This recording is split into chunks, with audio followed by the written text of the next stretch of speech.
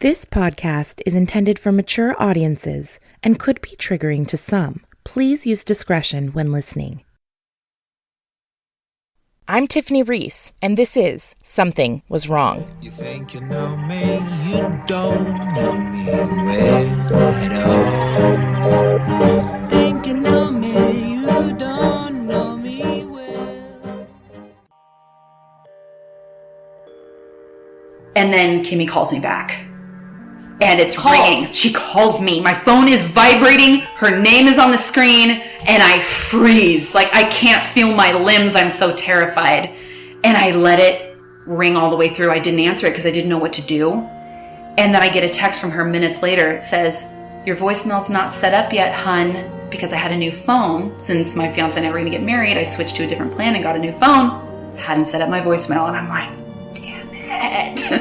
And to this day, I wonder what she would have said. But I said, "Kimmy, I'm going to ask something of you. Can you send me a picture of yourself right now? I know it's weird. Send me a picture." She goes, "No problem. Here's a picture of me at dinner."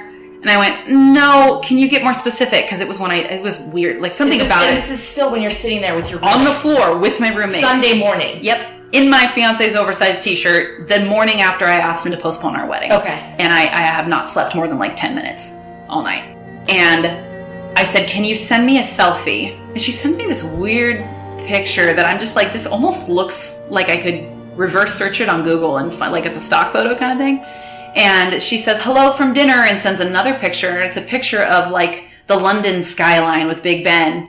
And I'm like, "Nope, you've sent that to me before, and that's not what I asked for." So you can, imagine my brain right now and everything going through it, all the thoughts. And is she saying, "Fuck you"? She goes, why are you, what is your point? She's like, "What the heck? Is this to make sure I'm real? LOL." Like, she said, "This is insane sauce. Ha ha." And I went, "Yeah, I understand how this can be weird, but can you understand my life is in a little bit of a weird spot right now. So I need one thing from you.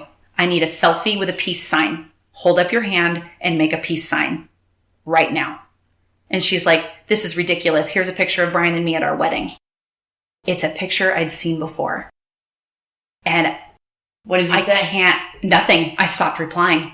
I mean, I stopped breathing also, I couldn't, I do remember, I think my face went white. I started to pass out because one roommate said, "I'm getting her water," and starts to jump up, and the other one grabbed me. I kind of fell over. Oh. And so she's holding me, and I'm just laying there, and she's holding me going, "It's going to be okay. It's going to be okay." Because I think something in my brain just kind of snapped.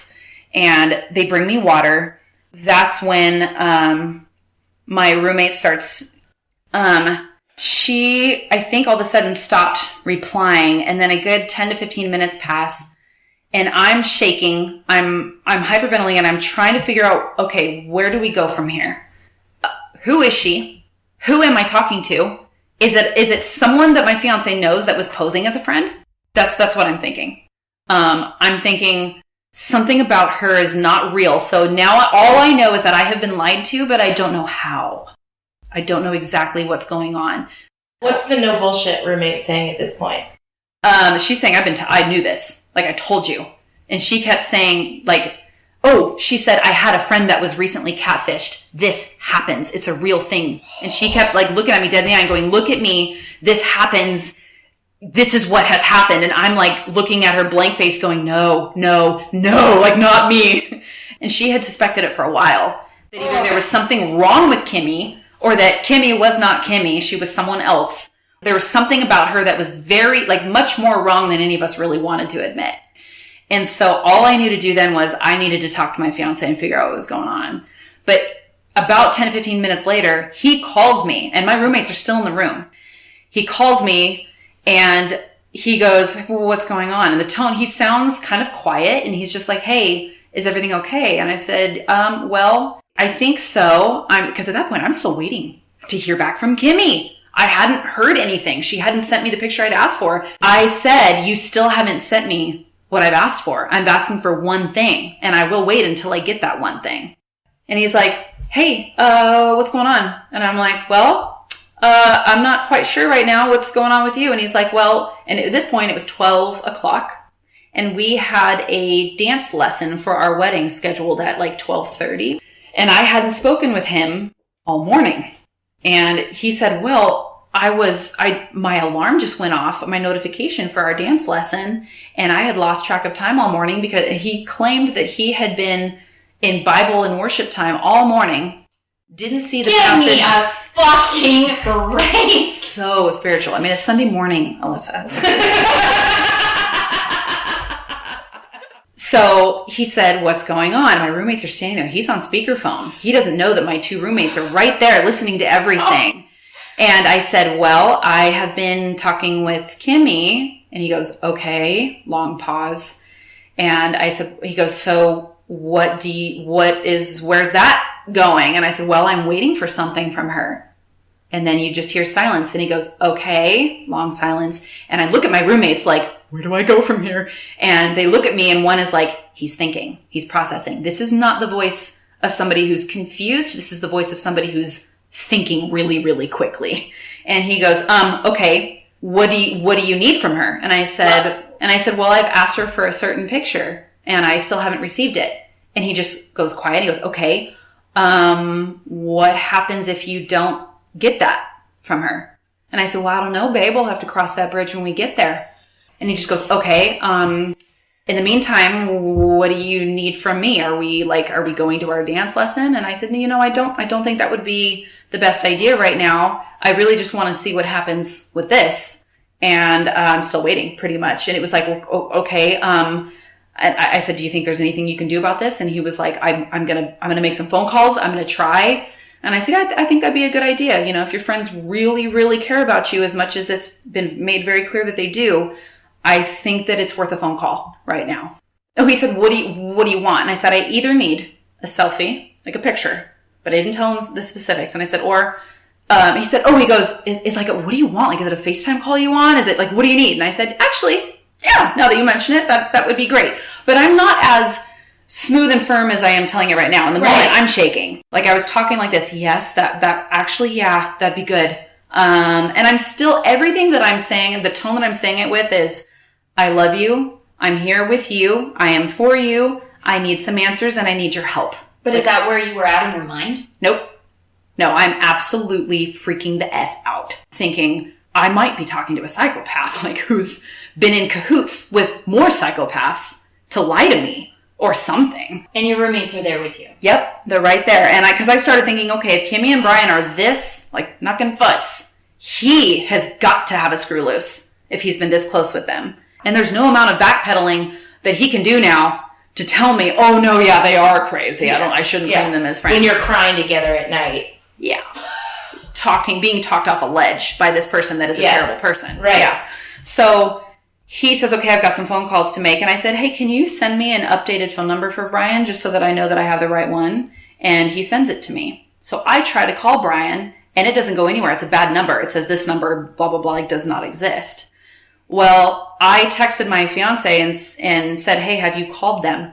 And he said, I have left voicemails on both numbers is what he said. And that's when I knew he's lying.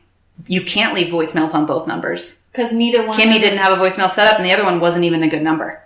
At this point, I don't know who I'm dealing with. So my instinct is don't poke a bear. Don't corner a lion, kind of thing. So I wanted everything to be smooth. I wanted to set up the best possible situation to get as much truth as possible. So I wanted him to feel safe. I didn't want him to feel like I was onto him in any way.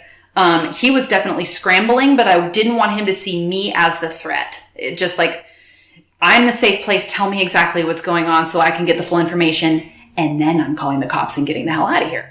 He came to my place first, comes into my room, and we sit at the foot of my bed to talk. And I started it off with, okay, we need to talk about the Kimmy thing. He stops me and he said, that involves somebody who is not here right now, can't, vouch for them. I can't vouch for them. They can't vouch for themselves. Set that aside and let's talk about the fact that my brother and his wife are ready right now to FaceTime with you and your parents and vouch for me and explain why we cannot postpone this wedding and why it would be actually not biblical. And I'm thinking, you say that word one more time and I am going to freaking karate chop your neck. We need to talk to my brother and his wife. They're ready and waiting like right this minute. And I said, actually, that's not the issue at hand. Let's bring Kimmy back to the middle. And I kind of make this motion in front of him, like, let's look at what's on the plate right now, because everything else around it hinges on this more than you think it does. And he just kind of went quiet and sat back and went, okay. And I said, babe, I want you to know I love you. I'm in this. We're going to work through it. But I need you to help me, and I need you to give me some clarification, because now I know that I don't know the full truth. There's something I don't know. Yeah. But I also know that I am emotionally, like, I'm not safe. This is not what I thought it was anymore. I'm going to have to find a way out. Nothing is what I thought it was. But I need him to not know that. Right, of course. And I also know that, like, physically I'm safe. My roommate's got her phone. She's on the other side of the door. You know, we're good. And I kind of just have this sense of God's in this. He's taken me this far. It's going to be ugly, but we're going to be okay. And he said that, yes, he said, I just, finally he goes, what are you asking? Like, what do you need from me? And I just went, babe, please, are Brian and Kimmy real people? Like, are they friends of yours? And I felt like an idiot asking this. I felt so stupid and crazy to even assume or like propose this. And he, calm as a cucumber, looks me straight in the eye and he says, Brian and Kimmy are real people. They're friends of mine. They have, you know, crazy lives and they will go off the grid. He goes, honestly, they are those people that will just ditch. And I went, then why? Wait, no, that's not consistent with what I know of them. Why are they not sending me a picture right now? Why is she not texting me? And he goes, honestly, you might never hear from them ever again. And he just looked me right in the eye. And he says that with this, like, I wish I could save you, you know, from that kind of thing. There's nothing I can do. And I went, babe, do you see how that's very mean? Like, that's very dysfunctional of your friends, that they're gone forever. And he goes, honestly, terrible people. Like, I should have never associated myself with them. And I went, babe, no, please, like, tell me, like, I don't think we're at the full, I knew we weren't at the full truth. And I'm just like, but this doesn't add up, babe. This is so weird that she suddenly stopped texting me. Have I been talking to them the whole time, or have I been talking to someone else? And he's like, you've been talking to them. He looked me dead in the eye and told me that. And then it kind of, I don't remember where the conversation took a turn, but it turned into, well, there had been this time, one time or two, where Kimmy was overwhelmed. But keep in mind, she's raising 3 kids and running a business and jet lagged. They're moving country to country. So she wouldn't always know what to say back to me because she's also not a girly girl and doesn't know how to like relate to other women, is surrounded by guys. So Brian would see the text on the phone and be like, hey, bud, and shoot it over to my fiance. Be like, here's the conversation that's happening between your fiance and, you know, Kimmy. And my fiance would say, here's what, you know, I would say, kind of thing. Or sometimes Brian would take Kimmy's phone and reply for her. That was what his explanation was when I said she kind of sounds like a dude sometimes. He said, oh, yeah, those times where you got like regular emojis because they were texting from Go phones and stuff. And I said, why am I getting iPhone emojis? You know, stuff like that. And he'd be like, oh, that was when it was Brian. What an ass. You know, he would take her phone and text you as her. And I'm like, do you see where that's pretty messed up, babe? Like, do you see where a couple shouldn't do that to somebody? And that was very manipulative toward me. And he'd go, oh, absolutely. Like, he had to be ahead of me. So he would say, oh, it's very dysfunctional and it's not okay. And it will stop. Never, like, it'll never happen again. And I'm like, yeah, no shit, it won't happen again. Yeah. But then he left, and the plan was, I mean, this is Mother's Day. It's, you know, so he's going to go home and Mother's Day? Yeah, Sunday's Mother's Day. My family, all they know is that I just, you know, asked him to call off the wedding. So bless my mom's heart. She's not expecting to see or hear from me today. She doesn't know what's going on. She's at church in a service where the speaker has a crazy testimony and she's talking about how sometimes you have to draw a line in the sand when it comes to your children and you've got to protect them. So my mom, not confrontational, not an attention seeker, I found out later, is standing up in the service with her fist in the air going, yes! Like, oh dear God. They find out they're at home waiting for texts. And so my close friends are texting me, and my roommate that I'm close with has my mom's number and is texting my mom saying, like, real-time updates going, here's what she's doing. We've just found out that something's up with Kimmy. She may not be who we thought she was, you know, that kind of stuff. I can only imagine what's going on in my parents' house right then because there's just a fire, you know. And once I realized that something was off with Kimmy and that I was being lied to, I didn't know the full truth, I was like, okay, this is done. So maybe we're going to get to the bottom of this, but in my mind, I'm going to lead him to believe that we're still going to stay together because I don't know who I'm dealing with, but we're actually done, and it is canceled. So that word got back to my parents through my roommate or a friend or something. I texted one of my close friends who was checking up on me, and I was just like, I've just found out stuff that I can't text. I just can't, but it's off. It's done. And I'm figuring my life out right now. When that word got back to my parents, I guess my dad like laid his head on the table and wept because he was just so kind of relieved, but also exhausted and also going, oh my gosh, I was like, thank God I was right. Because my parents really weren't convinced that they were doing the right thing. They were sick and hoping they were wrong. Of course. They wanted the wedding to happen. They invested thousands of dollars. And not that money has anything to do with it. Right. But of course, in my brain, this is what I'm thinking. So that night, my family has celebrated Mother's Day without me. And my mom's just like, my best Mother's Day gift was knowing that my child had seen what was going on and, canceled their wedding. I decided to drive over to our house in Sac to get more. Because once my no bullshit roommate came home and we were all kind of talking, they were just like, you don't have the full story. I drive over to our house, which is like 6 minutes down the road. By yourself? Yeah. Yeah.